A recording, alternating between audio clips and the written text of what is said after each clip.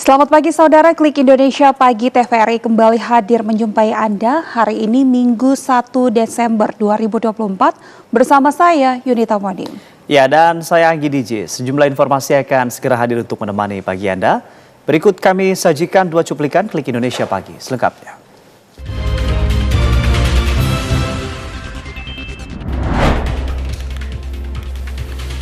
Korban meninggal dunia akibat erupsi Gunung Lewotobi laki-laki di tempat pengungsian bertambah menjadi 5 orang.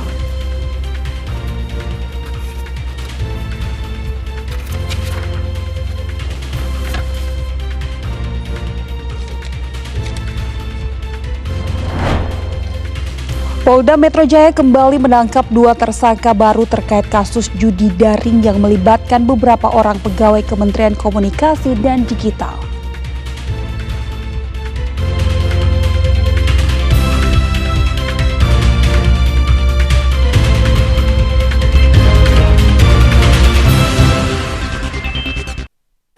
Korban meninggal dunia akibat erupsi Gunung Lewotobi laki-laki di tempat pengungsian bertambah menjadi 5 orang.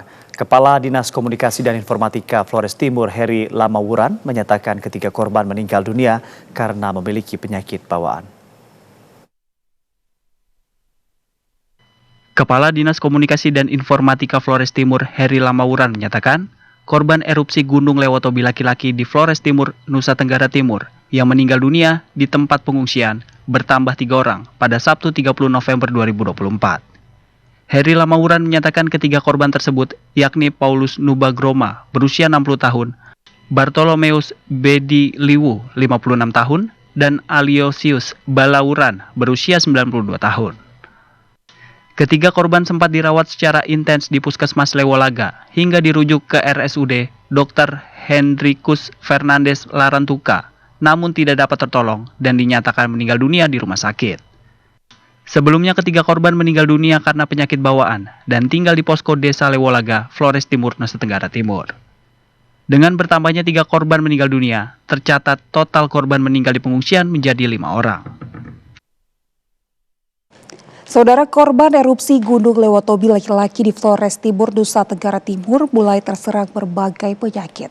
Berdasarkan data Dinas Komunikasi dan Informatika Flores Timur, 4.244 pengungsi terserang penyakit, diantaranya ISPA, hipertensi, influenza, dan diare. Kepala Dinas Komunikasi dan Informatika Flores Timur, Heri Lamawuran menyatakan, korban erupsi Gunung Lewotobi laki-laki di Flores Timur, Nusa Tenggara Timur mulai terserang berbagai penyakit seperti infeksi saluran pernapasan atau ISPA, hipertensi, dan diare. Berdasarkan data Dinas Komunikasi dan Informatika Flores Timur, ditemukan 1.595 kasus ISPA, hipertensi 263 kasus, influenza 45 kasus, dan diare 99 kasus, sehingga total ada 4.244 pengungsi yang terserang penyakit. Heri Lamawuran menyatakan saat ini masih ada 13.671 warga yang menghuni 7 posko pengungsian, termasuk 726 balita dan 1.076 anak usia sekolah. Gunung Lewotobi laki-laki di Flores Timur, Nusa Tenggara Timur masih berada pada level 4 atau awas. Dinas Komunikasi dan Informatika Flores Timur mengimbau warga untuk tidak beraktivitas dalam radius 7 km dari puncak gunung dan sektoral 9 km ke arah timur laut. Gunung Lewotobi laki-laki di Kabupaten Flores Timur, Nusa Tenggara Timur mengalami 2 kali gempa pada Sabtu pagi. Aktivitas erupsi masih terus terjadi, warga yang telah kembali ke rumah masing-masing diimbau untuk terus waspada. Pos pengamatan Gunung Api Lewotobi laki-laki yang terletak di Desa Pululera, Kecamatan Wulanggitang, Flores Timur, Nusa Tenggara Timur mencatat 2 kali kegempaan dalam kurun 6 jam mulai Sabtu dini hari hingga pukul 6 pagi. Kegempaan pertama tercatat disertai hembusan dengan amplitudo 7,4 mm, durasi 16 detik. Gempa berikutnya terjadi dengan frekuensi rendah amplitudo 7,4 mm dengan durasi 29 detik. Secara visual, Gunung Lewotobi laki-laki tampak mengeluarkan asap kawah bertekanan lemah hingga sedang yang teramati dengan ketinggian 500 hingga 1000 meter di atas puncak gunung. Hingga saat ini Pusat Vulkanologi dan Mitigasi Bencana Geologi PVMBG masih menetapkan level 4 atau status awas untuk Gunung Lewotobi laki-laki. Pos PGA Lewotobi laki-laki menambahkan aktivitas erupsi masih terus terjadi disertai gemuruh sedang. Aliran lava ke arah timur laut sejauh 4.340 meter tak jauh dari Desa Nobo dan Nurabelen, Kecamatan Ilebura. Aliran lava juga mengarah ke barat dan barat laut dari pusat erupsi yang cukup dekat dengan Desa Hokeng Jaya, Desa Klantalo, dan Desa Nawokote di Kecamatan Wulanggitang. Para pengungsi yang telah kembali ke rumahnya diminta untuk terus mewaspadai potensi letusan gunung api Lewotobi laki-laki.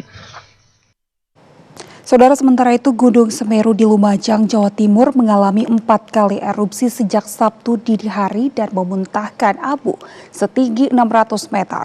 Masyarakat dan pengunjung diminta tidak beraktivitas di sekitar area Gunung Semeru, terutama di Besuk Kobokan. Gunung Semeru di Lumajang, Jawa Timur mengalami erupsi 4 kali sejak Sabtu dini hari hingga Sabtu pagi. Petugas pos pengamatan gunung api Semeru di Kabupaten Lumajang melaporkan adanya abu vulkanik yang terlontar setinggi 600 meter dari puncak gunung. Petugas pos PGA Semeru mencatat masing-masing erupsi terjadi pada pukul 2 pagi, pukul 5:50, pukul setengah 8 pagi, dan pukul 9 pagi. Kolom abu teramati berwarna putih hingga kelabu dengan intensitas tebal ke arah barat laut. Dari Gunung Sawit di Desa Sumberwulu, Kecamatan Candipuro, pos PGA Semeru mencatat cuaca di area gunung cerah hingga hujan. Tim pengamatan juga merekam 94 kali gempa letusan dengan amplitudo dan durasi bervariasi. Hingga saat ini gunung api tertinggi di Pulau Jawa ini masih berstatus waspada. Pusat Vulkanologi dan Mitigasi Bencana Geologi (PVMBG) meminta masyarakat dan pengunjung tidak beraktivitas di sekitar area Tenggara atau di sepanjang Besuk Kobokan. Area itu berjarak 8 km dari pusat erupsi. Masyarakat juga dilarang beraktivitas di wilayah radius 500 meter dari sempadan Sungai Besuk Kobokan karena berpotensi terkena perluasan awan panas dan aliran lahar hingga jarak 13 km dari puncak. Area di sepanjang sungai yang berhulu di puncak Gunung Semeru juga harus diwaspadai, mencakup Besuk Kobokan, Besuk Bang, Besuk Kembar, dan Besuk Sat. Korban banjir di Malaysia terus bertambah dan hingga saat ini pengungsi menembus angka 122.000 orang dan 4 orang dilaporkan tewas. Banjir di Malaysia menyebabkan lebih dari 122.000 orang harus mengungsi hingga Sabtu 30 November 2024. Para pejabat kebencanaan Malaysia khawatir jumlah tersebut dapat meningkat karena hujan deras belum mereda. Wakil Perdana Menteri yang juga menjabat sebagai Ketua Komite Manajemen Bencana Nasional Malaysia, Ahmad Zahid Hamidi, mengungkapkan banjir Malaysia kali ini bisa lebih parah dari banjir tahun 2014 lalu, ketika Malaysia mengalami banjir terburuk dengan jumlah pengungsi mencapai 118.000 orang. Data terbaru Komite Manajemen Bencana Nasional Malaysia menunjukkan negara bagian Kelantan menanggung beban terberat dari banjir, yakni menyumbang 63% dari total 122.631 orang yang mengungsi, sementara sekitar 35.000 orang dievakuasi di Terengganu dan sisanya dari 7 negara bagian lainnya. Sementara itu, 4 orang dilaporkan tewas di Kelantan, Terengganu, dan Sarawak. Saudara, 4 hari pasca bencana longsor yang menerjang kawasan Jalan Jamin Ginting, Desa Sembahe, Kecamatan Sibolagit, Kabupaten Deli Serdang, masih belum dapat dilalui kendaraan dari Medan menuju Tadakaro maupun sebaliknya.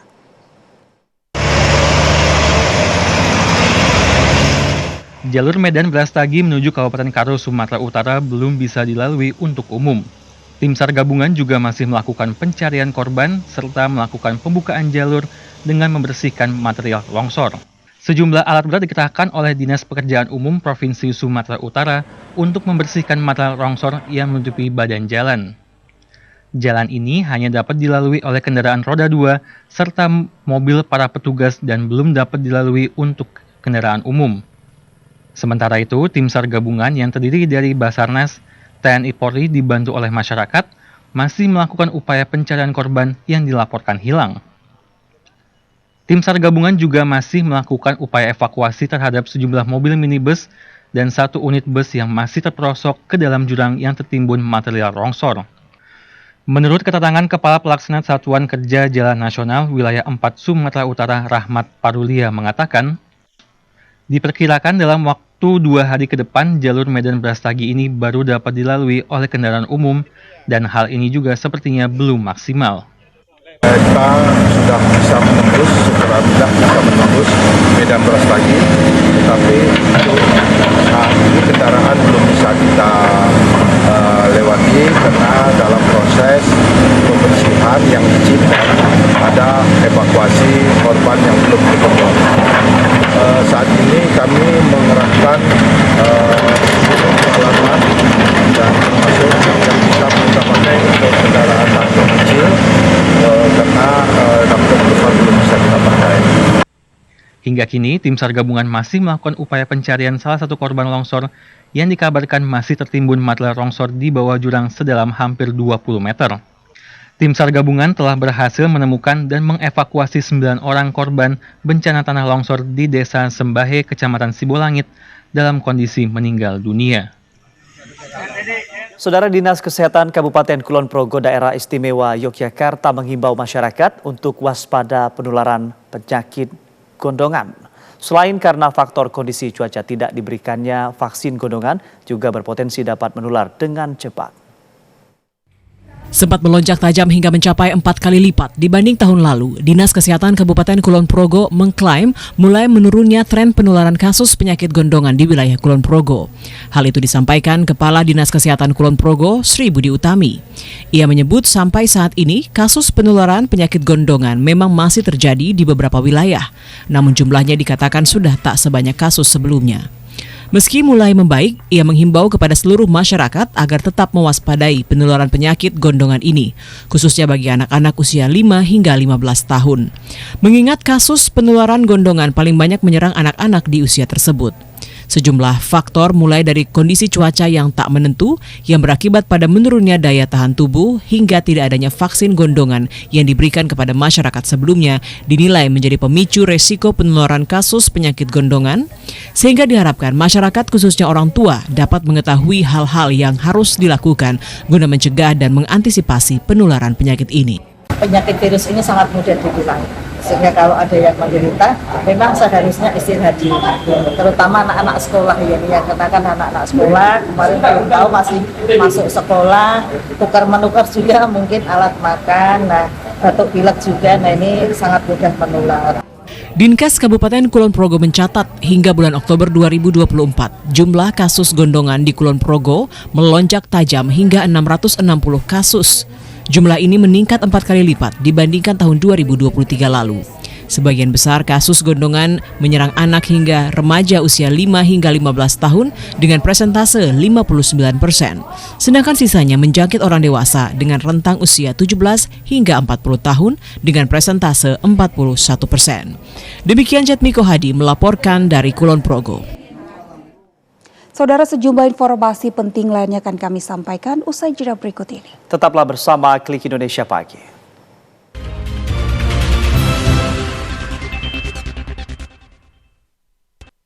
Orang-orang Khawarij itu wa man lam yahkum bima anzalallah faulaikumul kafir.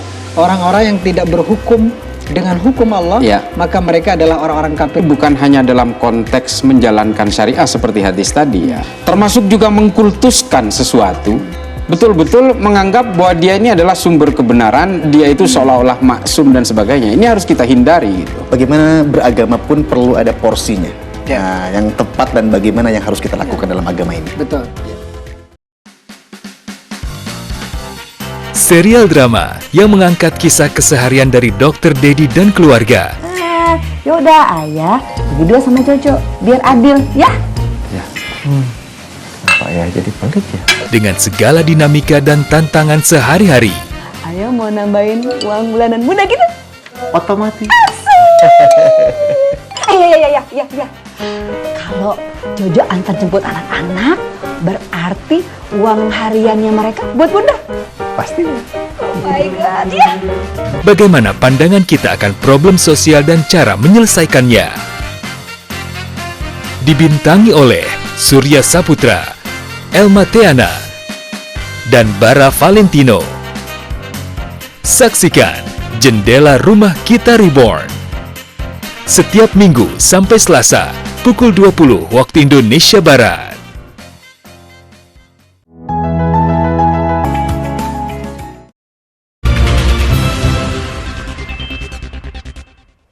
Terima kasih Anda kembali bersama kami, Klik Indonesia Pagi TVRI. Saudara, Pusat Pelaporan dan Analisis Transaksi Keuangan menyatakan 80% perputaran uang judi daring berasal dari kelompok pelajar dan mahasiswa. PPTAK mencatat transaksi rata-rata di bawah Rp100.000 per hari. Pusat Pelaporan dan Analisis Transaksi Keuangan mengungkapkan perputaran uang judi daring berasal dari kelompok pelajar dan mahasiswa yang rata-rata bertransaksi kecil di bawah 100.000, namun jika jumlah pemainnya begitu besar dampaknya sangat signifikan. Transaksi kecil yang dilakukan secara rutin justru menjadi ancaman serius bagi kesejahteraan ekonomi dan masa depan generasi muda. Koordinator Kelompok Humas PPATK Natsir Kongah mengatakan kelompok pelajar dan mahasiswa sangat rentan terjerat judi daring. Berdasarkan data PPATK, hampir 1 juta anak muda terlibat dalam aktivitas terlarang tersebut. Meski nominalnya kecil, PPATK menyoroti dampak besar judi daring terhadap kondisi ekonomi keluarga pelaku. Apalagi dari pelajar dan mahasiswa menggunakan 70% penghasilan harian mereka untuk bermain judi daring. Nasir menjelaskan jika langkah pencegahan tidak diperkuat, perputaran uang judi daring pada 2024 diperkirakan dapat mencapai 900 triliun rupiah. PPATK berharap koordinasi dengan berbagai pihak seperti Polri, OJK, industri perbankan, dan penyedia dompet digital dapat menekan angka tersebut hingga separuhnya. Meskipun judi daring terus menjadi masalah besar, PPATK mencatat tren penurunan pada 2024 berkat kolaborasi lintas sektor. Lonjakan signifikan terjadi 2017 hingga 2023. Perputaran uang judi daring meningkat dari 2 triliun pada 2017 menjadi 15,7 triliun pada 2020 dan 327 triliun rupiah pada 2023. Sebanyak 21 warga negara Indonesia korban perdagangan orang di Myanmar berhasil dipulangkan ke tanah air. Setibanya di Indonesia, para korban diserah terimakan kepada Kementerian Sosial untuk pendampingan dan rehabilitasi lebih lanjut.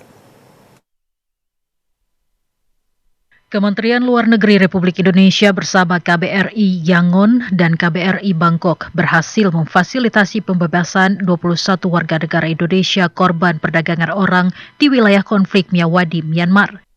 21 WNI itu berasal dari berbagai wilayah di Indonesia, yakni Jawa Barat, Kepulauan Riau, Sumatera Utara, Kepulauan Bangka Belitung, DKI Jakarta, Banten, dan Kalimantan Barat.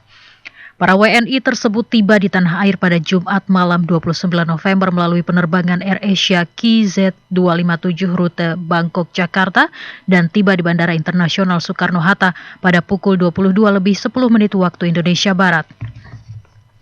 Direktur Perlindungan WNI BHI Kemlu Republik Indonesia, Yuda Nugraha mengatakan setibanya di Indonesia, para korban langsung diserah terimakan kepada Kementerian Sosial untuk mendapatkan pendampingan dan rehabilitasi lebih lanjut.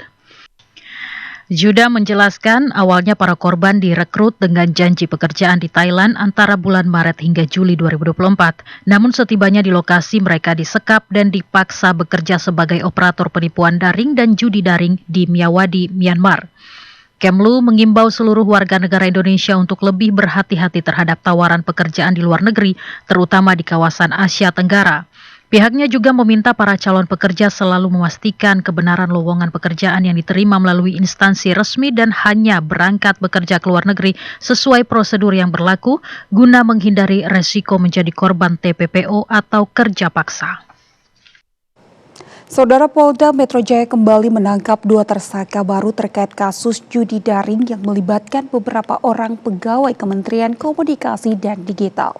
2 tersangka berinisial AA dan F ini berperan sebagai pemilik situs judi daring dan terlibat tindak pidana pencucian uang dalam kasus ini. Inilah detik-detik pada saat tim Opsnel Subdit Jatan Ras Direktorat Reserse Kriminal Umum menangkap 2 tersangka baru berinisial AA dan F pada 26 dan 28 November lalu. Tidak hanya menangkap pelaku, petugas juga menemukan uang tunai miliaran rupiah yang terdiri dari mata uang rupiah dan asing.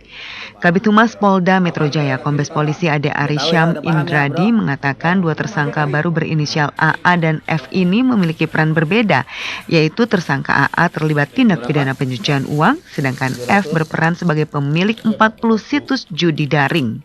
Selain menangkap 2 pelaku, penyidik juga turut menyita beberapa barang bukti, diantaranya uang tunai dari berbagai mata uang senilai 1,4 miliar rupiah, 2 unit telepon genggam, dan 9 buah buku tabungan.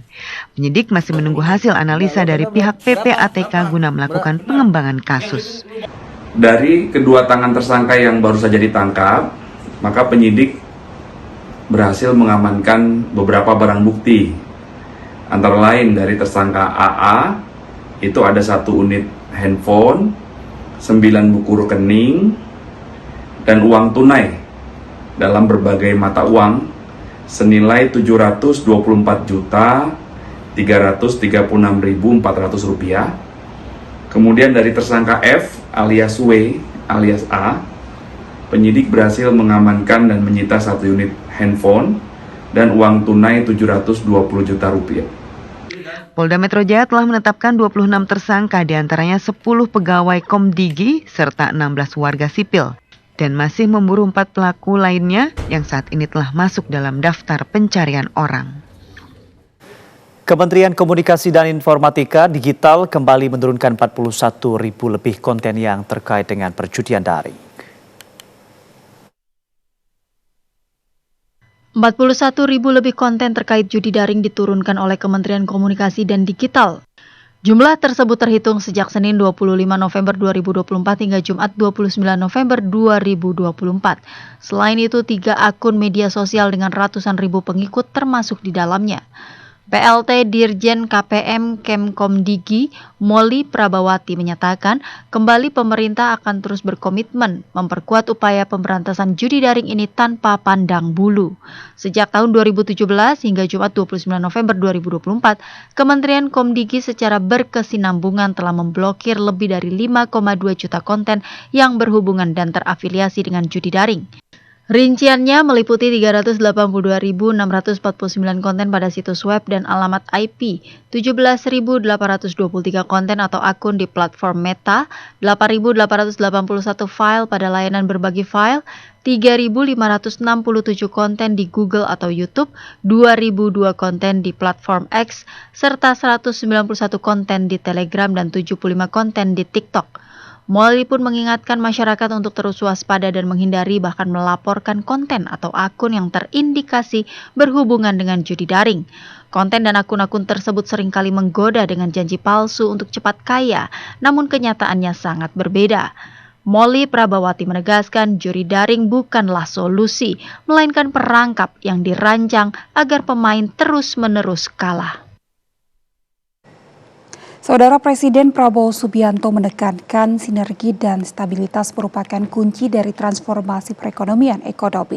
Presiden Prabowo berpesan kolaborasi dan kerjasama tidak hanya untuk elit politik, tapi juga mengambil kebijakan ekonomi dan keuangan. Saat memberikan arahan pada pertemuan tahunan Bank Indonesia, Presiden Prabowo Subianto berpesan bahwa sinergi, kolaborasi, kerjasama, serta persatuan dan kerukunan menjadi rumus keberhasilan suatu bangsa. Tidak hanya elit politik, tetapi juga pengambil kebijakan ekonomi dan keuangan. Presiden Prabowo mengatakan, Bank Indonesia sudah berada di jalur yang tepat dan memiliki semangat yang baik untuk cinta tanah air. Kepala negara mengatakan Indonesia sudah memiliki hampir semua elemen yang diperlukan untuk menjadi negara maju, seperti kekayaan sumber daya alam.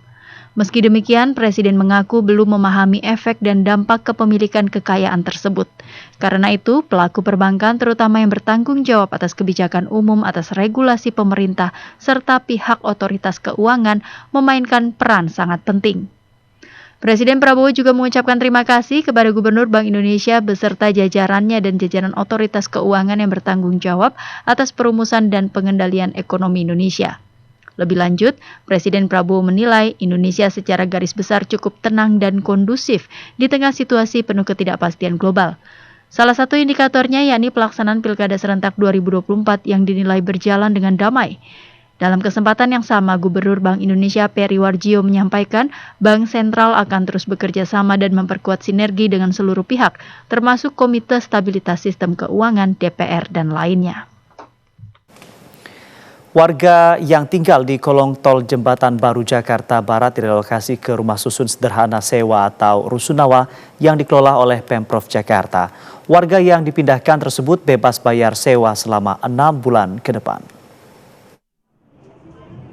Sebanyak 139 kepala keluarga warga yang tinggal di kolong tol Jelambar Baru Jakarta Barat direlokasi ke rumah susun sederhana sewa atau rusunawa yang dikelola oleh Pemprov DKI Jakarta dan akan mendapatkan bebas bayar sewa selama 6 bulan. Menteri Koordinator Infrastruktur dan Pembangunan Kewilayahan Agus Harimurti Yudhoyono menjelaskan, relokasi ini menindaklanjuti arahan Presiden Prabowo Subianto untuk memberikan hunian yang layak bagi masyarakat. Sekretaris Daerah Sekda Provinsi DKI Jakarta Marwah Matali mengatakan, warga akan dibebaskan pembayaran retribusi sewa unit hunian rusunawa selama 6 bulan ke depan. Biaya di rumah susun ini tipe 36 550-an ribu. Jadi 1 bulannya 550.000, dan untuk warga yang baru pindah dari kolong jembatan dan kolong tol ini kita gratiskan selama 6 bulan. Kami yakin ketika mereka berada di sini selama 6 bulan, mereka sudah bisa menghasilkan sesuatu. Dari total keseluruhan 139 keluarga yang direlokasi dari kolong tol Jelambar Baru, 44 keluarga direlokasi ke Rusunawa Rawabuaya, dan 95 keluarga lainnya dipindahkan ke Rusunawa Daan Mogot, Rusunawa Tegal Alur, dan Rusunawa PIK Pulau Gadung 1. Saudara Menteri Koordinator Bidang Infrastruktur dan Pembangunan Kewilayahan Agus Harimurti Yudhoyono menyampaikan pemindahan warga kolong tol dan jembatan di Jakarta ke rumah susun Rawabuaya Jakarta Barat dapat meningkatkan kualitas hidup. Menteri Koordinator Bidang Infrastruktur dan Pembangunan Kewilayahan Agus Harimurti Yudhoyono menyampaikan pemindahan sejumlah warga yang tinggal di kolong tol dan kolong jembatan ke rumah susun Rawabuaya Jakarta Barat diharapkan dapat meningkatkan kualitas hidup. Tidak hanya dipindahkan ke rusun, warga juga akan diberi keterampilan untuk siap bekerja sehingga tidak kembali lagi ke kolong jembatan.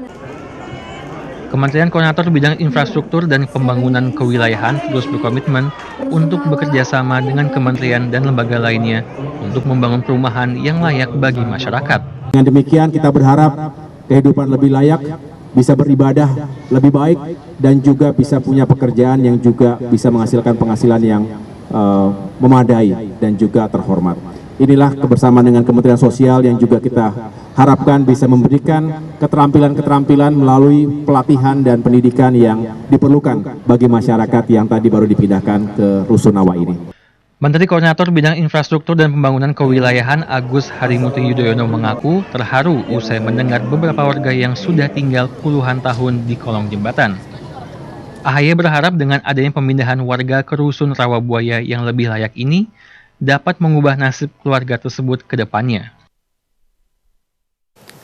Pemerintah Indonesia dan Malaysia akan memproduksi bahan bakar penerbangan atau aftur dari bahan minyak sawit.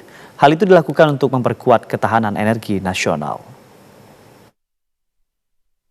Pemerintah Malaysia mengajak Indonesia untuk berinvestasi, memproduksi dan menggunakan Sustainable Aviation Fuel atau bahan bakar penerbangan berkelanjutan atau lebih dikenal aftur menggunakan bahan dari minyak sawit.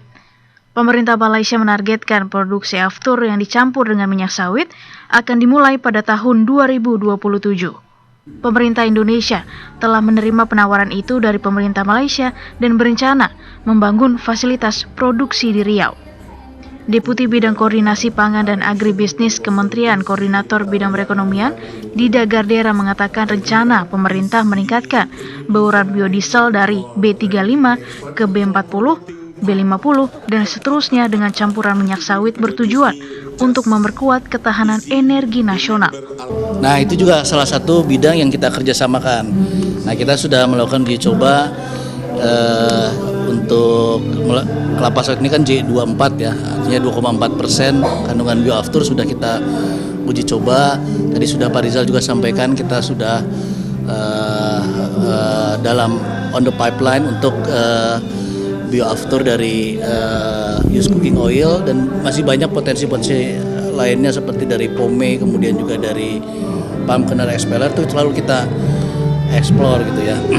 Nah, ini kita sudah sukses dengan B35. Nah, itu juga Dida Gadera juga mengungkapkan jika program B35 bisa dikembangkan hingga B40, Indonesia akan dapat menghemat CO2 sampai 40 juta ton. Saudara, Polres Metro Jakarta Selatan menggelar olah TKP kasus pembunuhan yang dilakukan seorang anak remaja terhadap ayah dan neneknya di perumahan Bona Indah, Lebak Bulus, Jakarta. Polisi juga memeriksa keterangan 5 orang saksi guna mendalami motif pelaku pembunuhan. Satreskrim dan tim Inafis Polres Metro Jakarta Selatan menggelar olah TKP pembunuhan yang dilakukan oleh seorang anak remaja terhadap ayah dan neneknya di perumahan Bona Indah, Lebak Bulus, Jakarta. Di tempat kejadian perkara, polisi mengumpulkan alat bukti tambahan yang digelar secara tertutup. Kasatreskrim Polres Metro Jakarta Selatan AKBP Gogo Galesung mengatakan pelaku menikam ayah dan ibunya Sabtu dini hari saat keduanya sedang tertidur di kamar. Namun, ibu pelaku yang terluka berhasil melarikan diri dan mencari pertolongan ke rumah tetangga. Selain menikam ayahnya, pelaku juga menikam neneknya di dekat ruang tamu yang mengakibatkan keduanya tewas. Sebelum olah TKP, polisi telah lebih dulu memeriksa pelaku berinisial MAS yang masih berusia 14 tahun itu untuk mengetahui motif pembunuhan. Polisi juga telah memeriksa 5 orang saksi yang mengetahui kejadian tersebut, termasuk petugas keamanan komplek perumahan dan warga sekitar. Jadi ini interogasi awal, ya, olah TKP awal, ya, dan dikuatkan dengan keterangan dari pelaku. Dia nusuk ayahnya, ibunya bangun, ibunya juga ditusuk juga, tapi mungkin tidak masuk di tempat yang mematikan. Setelah itu ibunya teriak, ayahnya lari sampai dengan bawah, ya. Setelah itu neneknya keluar, diduga neneknya juga ditusuk saat keluar. Sementara itu, Kasih Humas Polres Metro Jakarta Selatan AKP Nurma Dewi menjelaskan pelaku pembunuhan berinisial MAS berstatus sebagai anak yang sedang berhadapan dengan hukum. Kasus pembunuhan itu telah dilimpahkan Polsek Cilandak ke unit PPA Polres Jakarta Selatan. Polisi telah melakukan tes urin terhadap MAS dan hasilnya negatif terpapar narkoba. Ibu pelaku yang menjadi korban penikaman kini masih harus dirawat intensif di Rumah Sakit Fatmawati karena dalam kondisi kritis setelah mendapat 8 tikaman dari anaknya. Jelang libur Natal dan Tahun Baru 2025, PLN terus meningkatkan kapasitas stasiun pengisian kendaraan listrik umum di Provinsi Daerah Istimewa Yogyakarta. Hal ini sebagai langkah antisipasi semakin banyaknya mobil listrik yang dipakai oleh masyarakat, terlebih saat momen mudik, libur Natal dan Tahun Baru. Perkembangan mobil listrik sangat pesat. Dari pertama kali diluncurkan hingga saat ini terus tumbuh signifikan. Minat masyarakat untuk menggunakan mobil listrik kian banyak. Mengingat teknologi yang diterapkan semakin berkembang termasuk aplikasi teknologi dan kapasitas baterai. Sehingga tidak diragukan lagi untuk menempuh jarak yang jauh. Sejalan dengan kondisi ini, PLN UP3 Yogyakarta telah bersiap meningkatkan berbagai perangkat pendukung. Terutama kapasitas stasiun pengisian kendaraan listrik umum atau SPKLU. Terlebih jelang libur Natal dan Tahun Baru 2025. Diprediksi nanti pada libur Nataru akan banyak mobil listrik yang dipakai para pemudik. Kesiapan ini telah diuji cobakan saat penyambutan tur mobil listrik terbesar pertama pada rute Jakarta-Jogja oleh komunitas MGEVC Indonesia di kantor PLN UP3 Yogyakarta. Touring yang diikuti 52 mobil listrik ini menempuh jarak 508 km melintasi jalur tol Trans Jawa. Samsul Arifin, Ketua Umum MGEVC menyampaikan, bahwa agenda touring dengan mobil listrik ini berangkat dari rest area 57, Tol Jakarta Cikampek menuju Yogyakarta berjalan lancar tanpa hambatan. Mengingat sudah banyak SPKLU yang tersedia. Bahwa ini adalah antusiasme yang tinggi, orang-orang atau masyarakat Indonesia sudah mulai sadar bahwa itu bagus tuh. Makanya juga challenge your limit, membuktikan dari Jakarta ke Yogyakarta tuh oke-oke aja dan nyaman. Itu sih yang kita tangkap. Saya ingin berterima kasih banget untuk PLN UP3 Yogyakarta atas penyambutan yang luar biasa, penyediaan fasilitas pendukung charging station pada saat mobil listrik kami ada di hotel ya, kemudian sampai dengan nanti di SPKLU sepanjang jalan kami sungguh sangat terbantu, dan hari ini kami juga betul-betul punya ekspektasi tinggi bahwa PLN bisa menyediakan yang terbaik dan kami buktikan itu. Sigit Hariwibowo, manajer PLN UP3 Yogyakarta menyampaikan, kehadiran peserta tur mobil listrik Jakarta-Jogja ini menjadi momen pembuktian bahwa fasilitas pengisian baterai kendaraan listrik di Yogyakarta telah memadai. Sigit berharap, masyarakat pengguna mobil listrik yang ingin berkunjung ke DIY tidak kesulitan menemui stasiun pengisian baterai kendaraan listrik selama di Yogyakarta, mengingat telah dimudahkan dengan integrasi ke aplikasi PLN Mobile. Agung Nugroho dan Arif Heriawan melaporkan. Saudara, kunjungan wisatawan ke Lampung pada libur Natal dan Tahun Baru 2024 diperkirakan meningkat. Kepala Dinas Pariwisata dan Ekonomi Kreatif Provinsi Lampung, Bobi Irawan, optimis mencapai target yang diberikan pemerintah pusat, yakni sebanyak 20.000 wisatawan. Kepala Dinas Pariwisata dan Ekonomi Kreatif Provinsi Lampung, Bobi Irawan, memprediksi tingkat kunjungan wisatawan ke Lampung pada libur Natal dan Tahun Baru 2025 meningkat. Hal ini dilihat dari jumlah kunjungan wisatawan ke Lampung saat Nataru sebelumnya mencapai 14.000 pengunjung.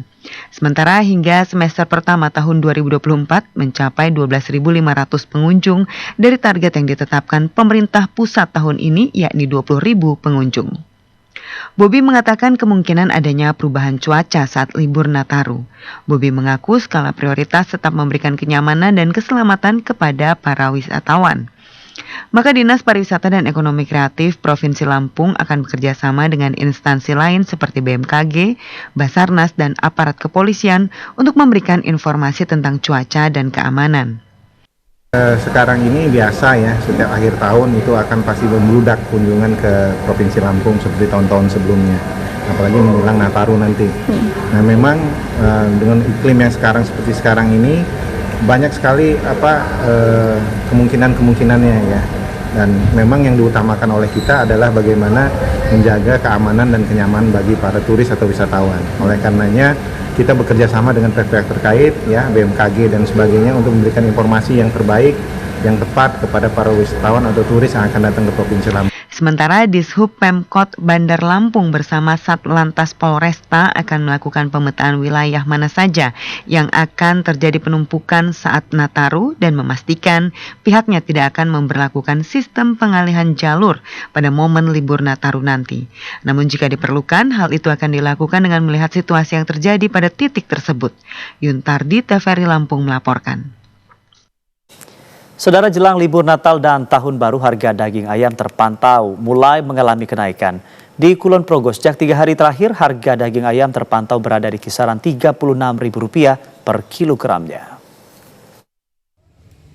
Di Pasar Wates Kulon Progo, harga daging ayam terpantau mengalami kenaikan sejak 2 hingga 3 hari terakhir. Salah seorang pedagang daging ayam, Zidni, menyebut harga daging ayam saat ini mulai merangkak naik sebesar Rp1.000 hingga Rp2.000 per kilogram. Jika sebelumnya harga daging ayam potong berada di kisaran Rp34 hingga Rp35.000 per kilogram, saat ini harga daging ayam telah naik menjadi Rp36.000 per kilogramnya. Menurut pedagang, kenaikan harga daging ayam ini terjadi karena faktor meningkatnya kebutuhan masyarakat di momen pemilihan kepala daerah atau pilkada beberapa hari lalu. Di samping itu, juga karena mendekati masa libur panjang Natal dan Tahun Baru. Pasalnya, di momen seperti sekarang ini, harga kebutuhan pokok termasuk daging ayam biasanya memang selalu mengalami kenaikan. Meski masih fluktuatif, diprediksi kenaikan harga daging ayam potong ini masih akan terus terjadi hingga beberapa pekan ke depan. Para pedagang seperti Zidni sendiri menyebut adanya kenaikan harga daging ayam ini sampai saat ini diketahui belum sampai mempengaruhi tingkat penjualan mereka. Hal itu terlihat dari masih stabilnya permintaan konsumen setiap harinya. Zidni mengaku rata-rata ia rutin menjual sekitar 25 kg daging ayam setiap harinya. Demikian, Jatmiko Hadi melaporkan dari Kulon Progo. Saudara, sejumlah petani cabai rawit di Tulang Bawang Lampung mengeluhkan harga cabai yang murah. Anjloknya harga cabai ini terjadi sejak 2 pekan terakhir hingga petani mengalami kerugian yang signifikan. Murahnya harga cabai dikeluhkan sejumlah petani di Kecamatan Gedung Aji Baru, Kabupaten Tulang Bawang Lampung. Anjloknya harga cabai terjadi sudah sejak 2 pekan terakhir. Sebelumnya harga cabai di pasaran masih mencapai angka Rp45.000 hingga Rp50.000 per kilogram. Saat ini turun menjadi Rp16.000 per kilogram. Turunnya harga membuat petani mengalami kerugian karena hasil panen tidak sesuai dengan modal penanaman dan juga perawatan, mengingat perawatan cabai membutuhkan ketelatenan serta kesabaran ekstra untuk memperoleh hasil yang maksimal. Kendati harga cabai murah, sejumlah petani tetap memanen hasil tanaman mereka karena khawatir akan membusuk dan menambah kerugian. Saat hari ini harga cabai 16.000 per kilo. Itu terbilang mahal apa murah? Sangat murah. Untuk petani rugi besar. Semula harga berapa ya? Semula harga 50-40. Sekarang turun jadi 16.000. Jenis cabainya apa itu, Mas? Cabai rawit Asmoro. Cabai rawit Asmoro. Petani cabai berharap pemerintah dapat segera menstabilkan harga khususnya jenis cabai rawit agar tidak mengalami kerugian berkepanjangan. Johan Argena Putra, TVRI Lampung melaporkan. Sejumlah informasi lainnya masih akan hadir sesaat lagi. Tetaplah bersama kami dalam Klik Indonesia Pagi.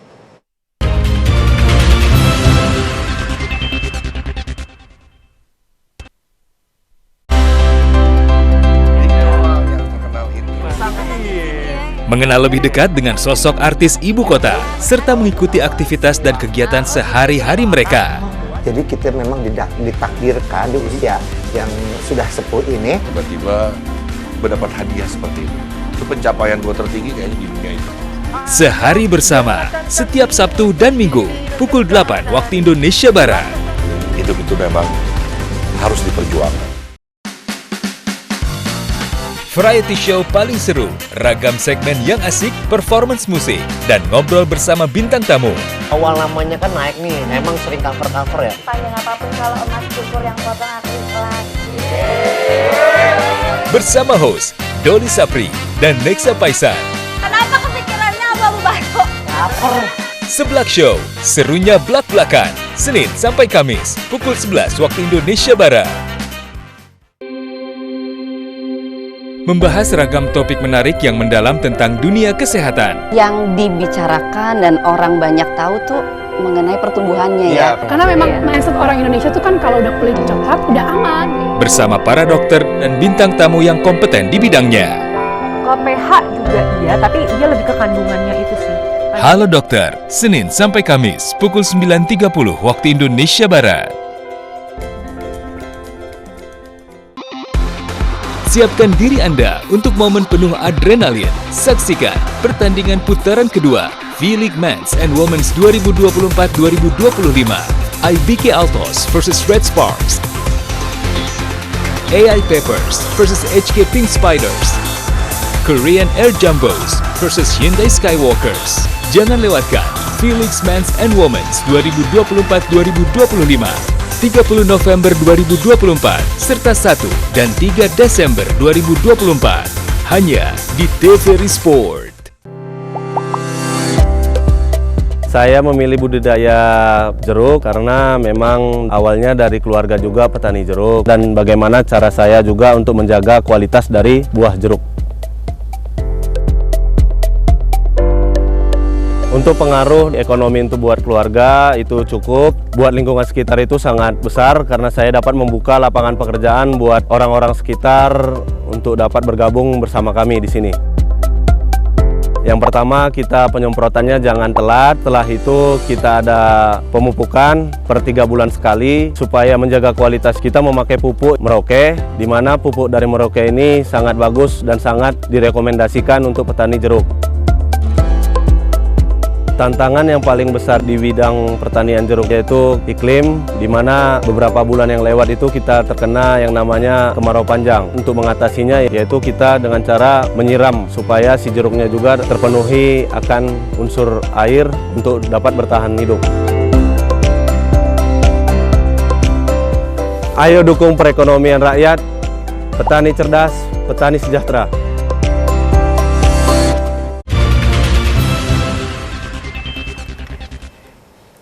Terima kasih saudara, Anda masih bersama kami dalam Klik Indonesia Pagi. Puluhan warga Kelurahan Girimulyo, Pangan Gunung Kidul, Daerah Istimewa Yogyakarta antusias saat menerima pelatihan pembuatan warangka keris. Selain sebagai upaya pemberdayaan, peserta pelatihan yang banyak diisi kaum muda diharapkan dapat diikut andil dalam upaya pelestarian keris sebagai peninggalan budaya. Bertempat di Balai Kelurahan Girimulyo, warga antusias mengikuti pelatihan pembuatan warongko atau wadah keris. 20 lebih peserta perwakilan tiap padukuhan praktek langsung membuat warongko keris. Peserta mendapat bimbingan langsung dari salah seorang warga yang sudah eksis sebagai pembuat warongko keris dari Girimulyo. Proses pelatihan diawali pengenalan beragam alat dan bahan baku yang akan digunakan. Bahan baku kayu yang digunakan dalam pembuatan warongko. Kayu jenis sambi atau kayu pace atau mengkudu disiapkan bagi seluruh peserta. Kayu dipakai untuk pembuatan beberapa bagian warongko, mulai dari teter keris, gandar, hingga gayaman, tempat pusaka keris ditancapkan. Dalam pelatihan ini, peserta dituntut bisa membuat warongko secara mandiri, mulai dari proses awal hingga akhir menghasilkan produk keris utuh. Lurah Girimulyo Sunura Harjo mengaku gembira dengan antusias para peserta, terutama generasi muda. Pelatihan juga menggandeng Bum Kalma, mitra lestari Panggang. Keberadaan Bum Kalma atau badan usaha milik Kelurahan bersama sangat penting sebagai unsur pemberdayaan secara ekonomi. Dari hasil pelatihan akan tercipta para perajin keris baru asal Kelurahan Girimulyo. Selain sebagai benda seni budaya, keris juga menjadi benda yang bisa bernilai ekonomis tinggi. Keris bisa dipasarkan secara mandiri oleh masing-masing perajin. Nantinya, pihak Bum Kalma juga bersedia membantu memasarkan keris hasil kreasi warga peserta pelatihan ini.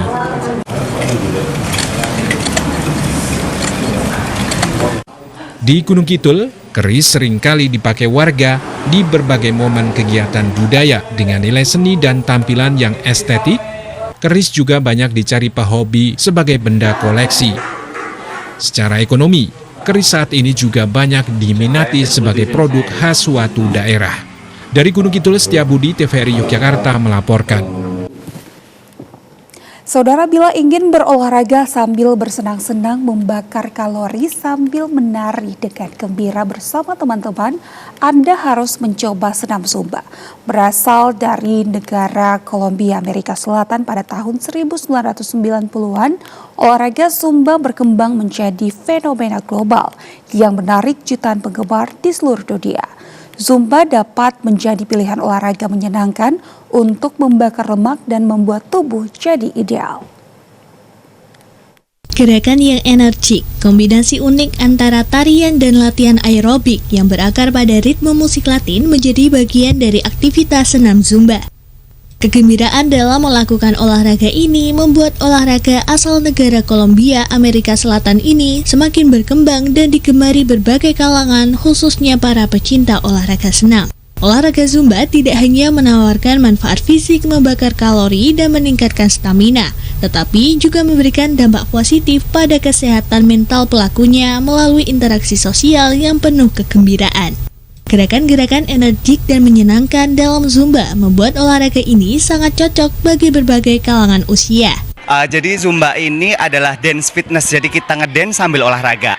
Terus di Zumba ini goalsnya atau tujuannya itu buat happy, buat seneng. Jadi olahraga sambil happy. Jadinya terbakar kalori, kita juga happy gitu. Terus manfaatnya pasti kardio, menurunkan berat badan, terus merilis stres gitu loh.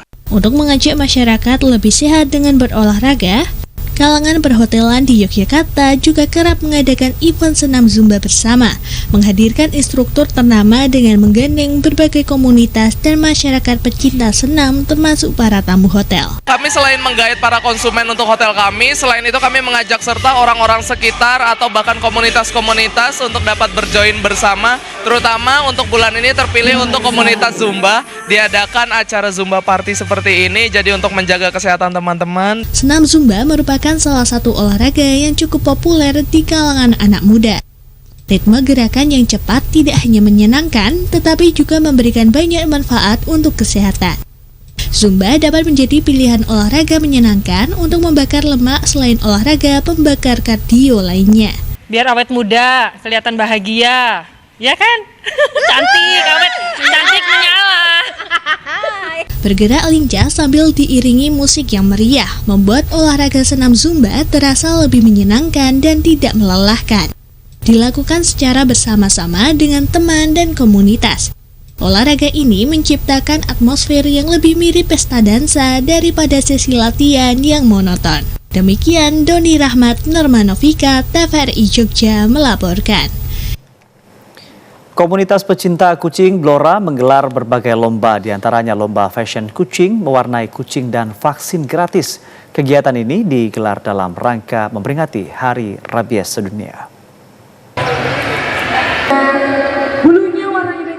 Lucu dan menggemaskan, sejumlah kucing dengan berbagai fashion dan gaya turut serta dalam lomba fashion show kucing dan lomba balap makan yang diselenggarakan oleh komunitas pecinta kucing di Blora. Kegiatan ini digelar dalam rangka memperingati Hari Rabies Sedunia. Nur Safitriana, salah satu peserta lomba fashion show kucing, mengaku baru pertama kali mengikutkan kucingnya untuk lomba fashion. Kucing jenis Persia miliknya dihias dengan tema macho, memakai kaos loreng dan kacamata hitam. Sementara panitia juga menggelar vaksin gratis guna mendukung program pemerintah untuk mencegah penyakit rabies.